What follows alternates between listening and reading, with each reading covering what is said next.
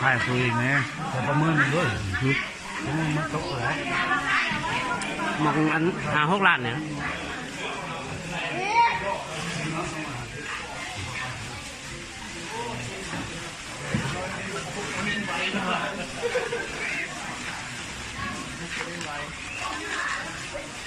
ตอนนี้คนลงเนาะคนลงมาใส่วัดอยู่บ้านนาโพ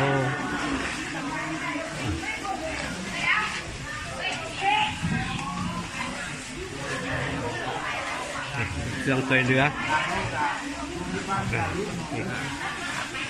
เคยเรือเด้อพี่น้องเด้อสิประธานเด้อนั่งกินข้าวเย็นของหวานของน้องประธานสหายพดยกมือเชียวโอ้ขับไปมาช่วยเรือบัตรนะพูมูลค่ารุ่น84 ล้าน250,000 กีบนะมีเป็นโครงการช่วยเรือน้ำท่วม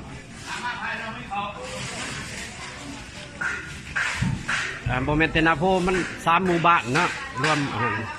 มีพระเขาต้อนครับ